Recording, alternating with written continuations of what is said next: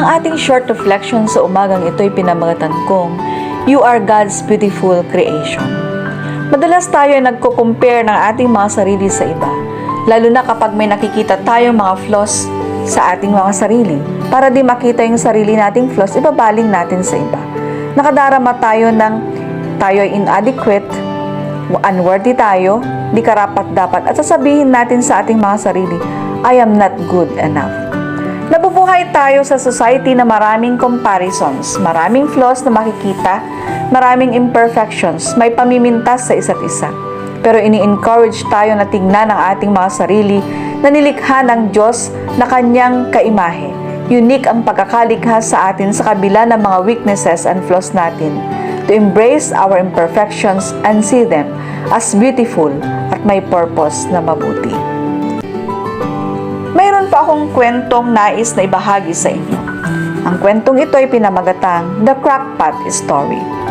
A water bearer in India had two large pots. Each hung on each end of the pole, which he carried across his neck. One of the pots had a crack in it, and while the other pot was perfect and always delivered a full portion of water at the end of the long walk from the stream to the master's house, the crackpot arrived only half full. For a full 2 years, this went on daily, with the bearer delivering only 1.5 pots full of water in his master's house. Of course, the perfect pot was proud of its accomplishments, perfect to the end for which it was made. But the poor crackpot was ashamed of its own imperfection and miserable that it was able to accomplish only half of what it had been made to do. After 2 years of what it perceived to be a bitter failure, it spoke to the water bearer one day by the stream. I am ashamed of myself and I want to apologize to you. The bearer asked, Why? What are you ashamed of? The pot replied, For these past 2 years, I am able to deliver only half of my load, because this crack in my side causes water to leak out all the way back to your master's house. Because of my flaws, you don't get full value of your efforts. The water bearer felt sorry for the old crackpot, and in his compassion he said, As we return to the master's house, I want you to notice the beautiful flowers along path.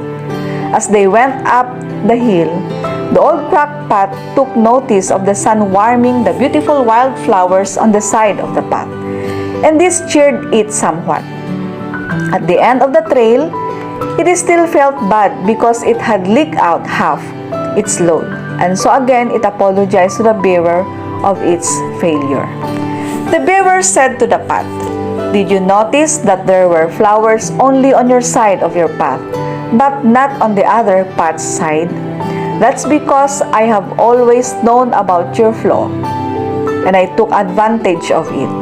I planted flower seeds on your side of the path, and every day, while we walked back from the stream, you've watered them.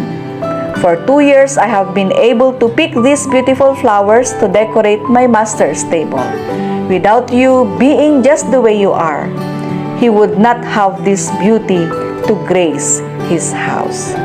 What is the moral of the story?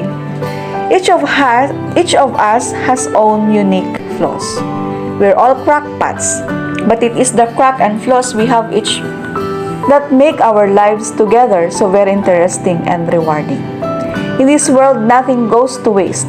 You may think like the crackpot that you are inefficient or useless in certain areas of your life.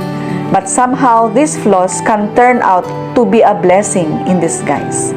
Tingnan lagi natin ang ating mga sarili na mahalaga tayo. Mahal tayo ng Diyos at tayo ang kanyang masterpiece. Very challenging ito na gawin lalo ng mundong ginagalawan natin ay laging nakatingin sa panlabas na kaanyuan ng tao. At kung papaano natin isiniset yung mind natin na ganito tayo nilikha ng Diyos. Pero napakahalaga na tingnan natin ang ating mga sarili sa ganitong pananaw. Lagi din tayong namanalangin sa Diyos na bigyan tayo ng kakayahan, confidence at lakas na harapin ito. Kilalanin at i-accept ang ating mga weaknesses, flaws, and imperfections natin upang ma-encourage tayo at hindi madismaya. upang mabigyan tayo ng inspirasyon na magpatuloy sa ating mga goals sa buhay, upang makadama tayo ng saya at kagalakan at hindi upang maging malungkot at manlupaypay. God reminds us that we are created in His image, in His beautiful image. Alalahanin po natin ang sinasabi sa Psalms chapter 139 verse 14. I praise you because I am fearfully and wonderfully made. Your works are wonderful. I know that full well. Sinasabi po ng tekstong ito na tayo ay isang napakagandang likha ng Diyos, unique, and we are set apart bilang mga kaimahe niya. Ibang pagtingin natin sa ating mga sarili, ibang pagtingin din ng mga tao sa atin, ngunit tayo ay higit na mas kilala ng Diyos at ang bawat mga imperfections natin ay alam niya at mayroon siyang napakahalagang layunin dito. Alalahanin natin, we are unconditionally and eternally loved by God.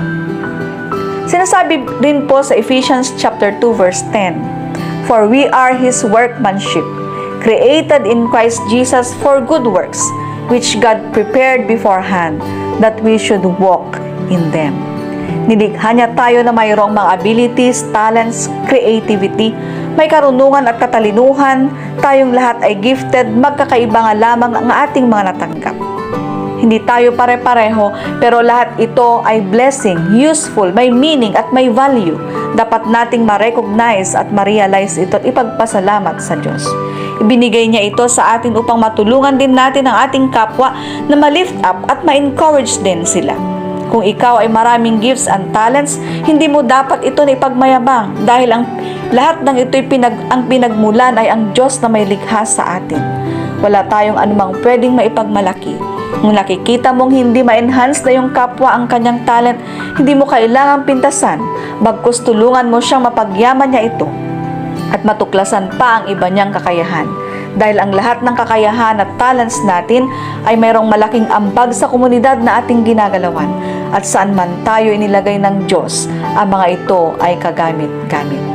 Gamitin natin ang lahat ng ating kakayahan, talento at mga gifts na ibinigay niya sa atin para sa kanyang kapurihan, hindi para sa ating sariling kapurihan.